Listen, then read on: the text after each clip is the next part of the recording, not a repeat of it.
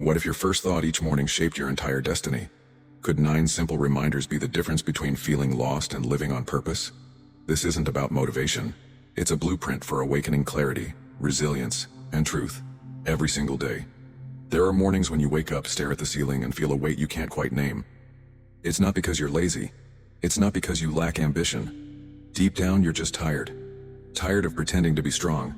Tired of carrying the weight of others' expectations. Tired of holding it all together without knowing why. And still, you keep going. Not because you want to, but because you don't know where to stop. If you've ever felt this way, this video is for you. Stoicism doesn't teach you to escape hardship. It teaches you to stay grounded in the middle of it. It doesn't promise that everything will be okay. Instead, it asks, if things aren't okay, can you still stand tall? A Stoic isn't someone who shuts off their emotions. They're someone who sees them clearly, knows their limits, and chooses to live with intention. In this video, you'll hear 9 reminders, not to push harder but to live more consciously. Because every morning isn't just a new day. It's a chance to return to who you really are, and to begin again. This time, more aligned. Number 1. You don't control everything, and that's okay. You set your alarm for 6:09 a.m., but today it's raining. The soft patter outside your window makes you stay in bed 10 more minutes, then another 10. By the time you jump up, you're late. The water pressure is low. Coffee spills on the table. Your tank is empty. A bad day sparked by a series of small, unexpected hiccups, and you're already frustrated. You snap at the delivery guy, get short with coworkers, then spend the rest of the day blaming yourself. All because of one thing. You forgot that you don't control everything. Stoic philosophy wasn't born in lecture halls. It came from mornings like this, from a rainy day, a dead engine, a passing scowl. And the first reminder every morning goes like this. Not everything is up to me, and that's okay. You can make plans, but plans don't guarantee life will cooperate. The person you love might suddenly say goodbye. A client might pull the plug last minute. Or your coffee machine might die right when you're running late and desperately need that espresso. But the issue isn't what happens. The issue is how you respond. Do you choose anger or calm? Do you fight what's already happened, or accept it and move on? Seneca once wrote, "He is most powerful who has power over himself." The scary thing isn't a chaotic world. It's a shaky mind that flutters with every gust of wind. But if each morning you remind yourself something will go off plan today, and I'll be ready for it, you'll feel the difference. Let me tell you about Daniel. He's a single dad and delivery driver. Every day starts at 5 a.m., picking up all kinds of passengers, drunk, grumpy, ones who drop food in his car. One day, just after dropping his daughter at school, his tire blew out in the middle of a bridge.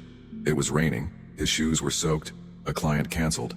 He nearly threw his phone, but instead he just sat down, took a breath, and patched the tire. When I asked why he didn't lose it, he just smiled. Getting mad doesn't fix the tire. I'm sharing this because maybe you're stuck on the bridge right now too. Maybe your day isn't going as planned. But if you pause and remind yourself, no one owes me a perfect day, things start to feel lighter. Try this tomorrow morning. As soon as you open your eyes, before you reach for your phone, say to yourself, today might not go my way and I'll be okay. Write it on a note. Stick it on your bathroom mirror. Repeat it like background music while you wash your face, brew your coffee, or sit in traffic. It's not a prayer. It's mental training. The truth is, the more you try to force life into a straight line, the more it zigzags. Like trying to hold your umbrella upright in a storm, the harder you grip, the more exhausted you get. But when you learn to tilt with the wind to slow your steps, the umbrella still works and you still move forward. If you're wondering, then what can I control? The answer is yourself. Your breath, your tone, the way you walk through the mess. And one more question worth carrying with you. If you can't control everything, what's worth protecting? Your answer might change your life. But here's something you don't need to wait to remember. Life doesn't send warnings. You could die today, so live like it means something. More on that in a minute. Number 2. You could die today. Live like it matters. Have you ever heard someone say every day is a gift? Sounds familiar, right? But think about it. If today were truly your final sunrise, your last shot to live with intention, how would you unwrap it? Not just with your hands, but with your heart and attention. Would you grumble about being late, scroll through your phone while chewing a cold sandwich, get snappy in traffic, or sigh even when nothing's really gone wrong yet? Maybe you're thinking, that's not realistic. What about work, bills, responsibilities? But Stoicism doesn't ask you to drop everything and go find peace on a mountaintop. Quite the opposite. It asks you to live within the chaos with the clarity of someone who knows there might not be a second chance because maybe there really won't be. Marcus Aurelius once wrote, "Do not act as if you were going to live 10,000 years. Death hangs over you. While you live, while it is in your power, be good." That line hits you in the throat, doesn't it? It hit me, and it reminded me of a story worth sharing. John, a man in his 30s, worked in advertising. Every morning he woke up to pressure. KPIs, deadlines, payroll, validation. Life was a never-ending hustle, and he didn't even know what he was chasing. One morning on his commute, he saw a car accident. A man in a suit just like him lying motionless by the road. People gathered. John stood still. He didn't know the man, but that image replayed in his head for weeks. Not out of pity, but because of one haunting question. If that were me, would I be okay with how I've lived? From that day, John made a few quiet changes. He called his mom more instead of sending quick texts. He slowed down when he ate. Sometimes he looked up at the sky instead of down at his screen. He still worked, still had goals, but he stopped worshiping busy. He didn't quit his job or run off to meditate in the mountains. He just started living like each day could be the last. And strangely, that shift made everything feel deeper, clearer, lighter. If you've been living like time is unlimited, try this tomorrow morning. While brushing your teeth, look in the mirror and ask yourself, if this were my last day, how would I live it? Don't rush to answer. Let that question sit with you while you make your coffee, head to work, talk to people. Maybe you'll reach out to someone you haven't spoken to in a while. Maybe you'll smile more kindly at the delivery guy. Maybe you'll realize there's something you've been avoiding that needs to change. Here's the twist. When you bring awareness of death into your daily life, it doesn't weigh you down.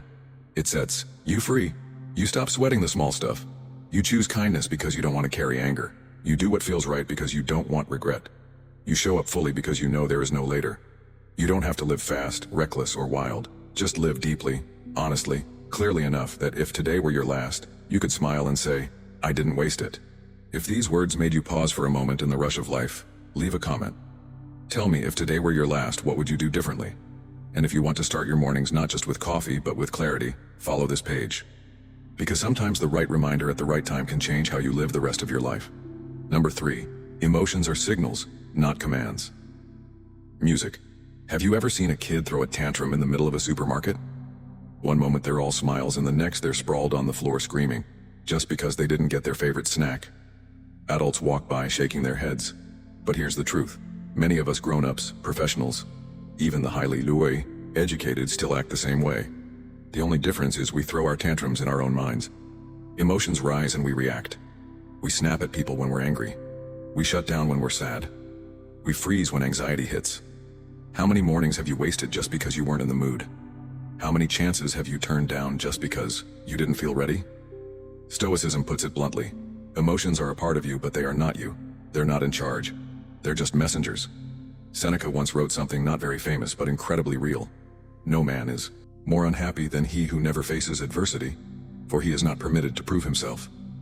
If you never learn to face your emotions, you never get to find out how strong you really are. Happiness doesn't come from never feeling negative emotions. It comes from not letting them drag you around by the nose. One Monday morning, Jonathan, a real estate sales rep, got news that his biggest client had pulled out.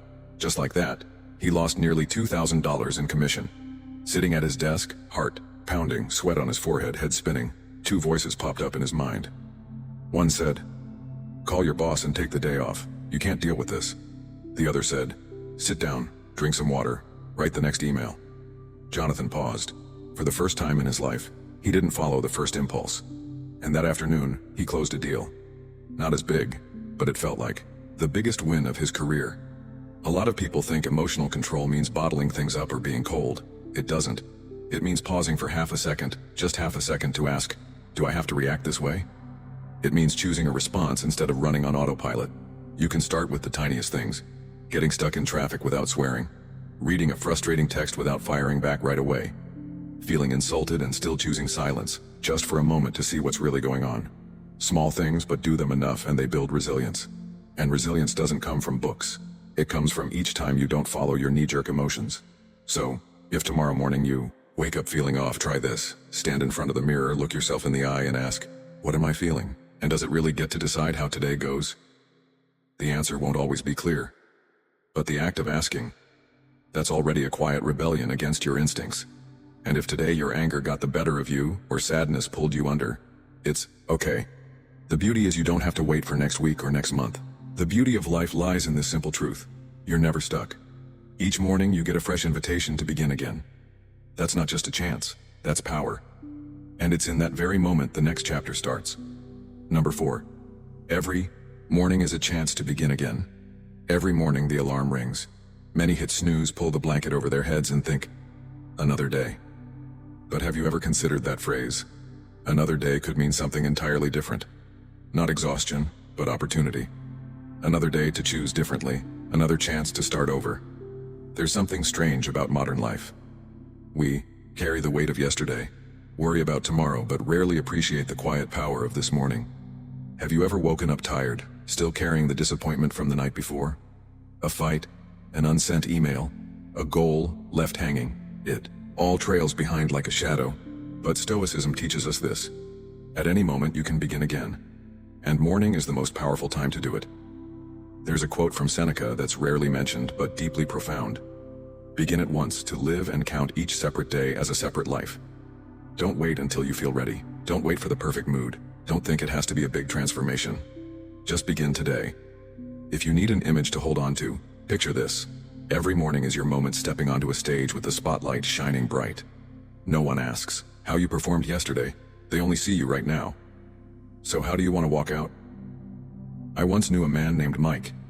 He was a chef at a small diner that went under during the pandemic. For months, he lay in a cheap rented room, eating instant noodles and rewatching old videos of dishes he used to make. He thought, maybe this is it, my life's over. But one morning on a quick trip to the convenience store, he saw a little girl reaching for a carton of eggs about to drop it. Mike caught it and smiled. The girl looked up and said, "Thanks, mister. You look just like the chef from MasterChef." He went home and looked in the mirror. Not a failure.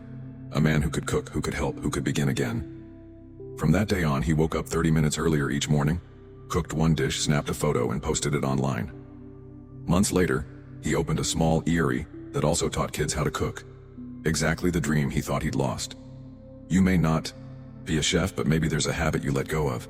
A dream you paused, a relationship that needs healing. You don't have to fix everything all at once. Just start with the morning. Brew a slow cup of coffee. Write 3 lines of thought. Take a 10-minute walk without your phone. This isn't about productivity. It's about giving your mind room to breathe and yourself a chance to reset. There's a verse from the Bible I always remember when I feel like giving up. Behold, I make all things new. Not start over, but make new. Meaning, you don't need to erase the past. You just need to bring new breath into the present. And if that feels small, remember this. No life can be built strong without a steady morning. When you can begin again each morning, you don't need to stay committed for life. You only need to do the right thing today, then repeat.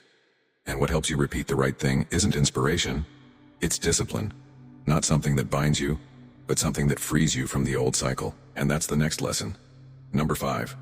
Discipline is real freedom. There's a simple truth almost everyone knows, but few truly live by. Freedom doesn't just happen, it's the result of intentionally placed limits. Sounds backwards. Imagine riding a motorbike with no brakes, no mirrors, no lights. Sure, it might feel like freedom for the first few minutes until you crash. Life's the same. If you don't set limits for yourself at the right time, life will do it for you, just more harshly. Take a normal morning. You set your alarm for 6 a.m. It rings. You open your eyes, glance at the clock and think, just 10 more minutes. You hit snooze. It rings again. You snooze again. When you finally get up at 7:20, you rush, eat in a hurry. Your mind's a mess. You feel drained, irritable, distracted all day. Not because you slept too little, but because you broke a promise to yourself first thing in the morning. Stoicism doesn't say you have to live like a machine. It says you need to know who's in the driver's seat of your mind each day. Is it reason, or laziness disguised in a gentle voice whispering, "It's okay to skip just this once"? Most of our suffering doesn't come from big events, but from small compromises we make over and over again. The freedom we all crave doesn't come from doing whatever we want, but from being able to say no at the right moment. No to the things that pull us away from what truly matters. No to what's easy, convenient, or instant. The most free person isn't the one no one can control, it's the one who isn't controlled by their own weaker self.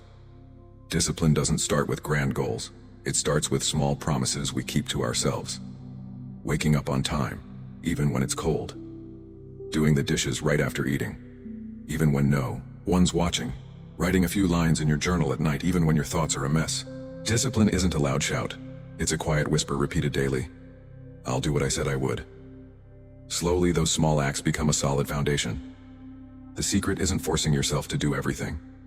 It's picking one thing, something challenging, but doable, and repeating it long enough that it becomes part of who you are. Create anchor moments, fixed actions at the same time every day, like sitting at your desk at 8 a.m. No inspiration needed. Every time you keep a commitment, you're not just getting something done, you're building trust in yourself. And eventually, you won't have to force discipline. It'll just be how you live. And if you've made it this far, I want to take a moment to thank you, because you're not just a viewer. You're someone who wants to change. Not loudly, not dramatically, but consistently. If this spoke to you, drop a like. Not to boost me, but to mark your own step forward. Every part of this video is a deliberate piece of a bigger picture. A life that's more intentional, deeper, stronger, and what's coming next won't be just ideas or pretty words. It'll be real, actionable strategies you can start with tomorrow morning. Don't miss it. Number 6, fame, money, praise, all are fleeting. Every morning we wake up and get swept into an invisible race. Who's more successful?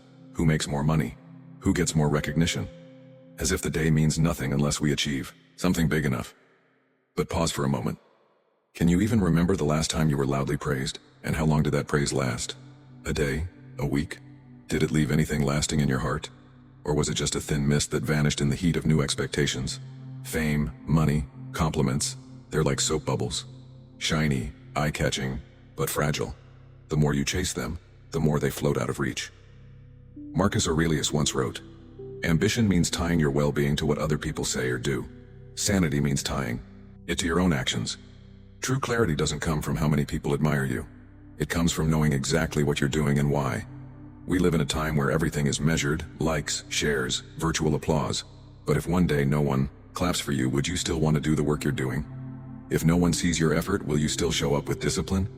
It's a tough question, but one that cuts straight to the heart of your true motivation.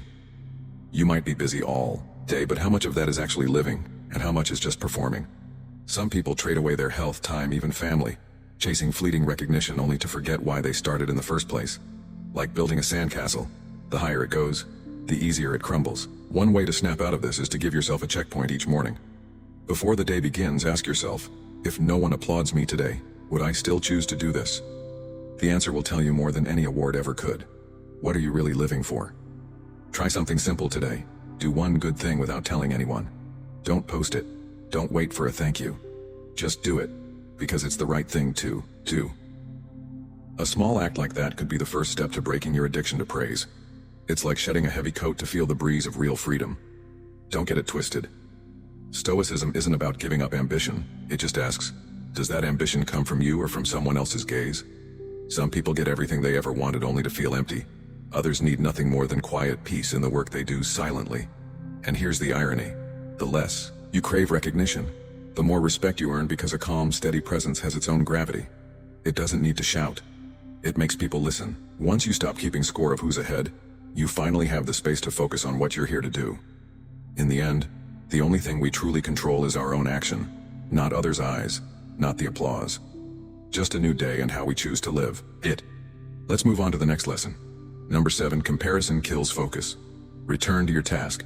You're making coffee when your phone buzzes. Not a call, just a notification. I just finished a 10K run. You scroll down. B got promoted. C's off, on vacation. D just got married. In under 5 minutes you feel like you've fallen years behind the rest of the world.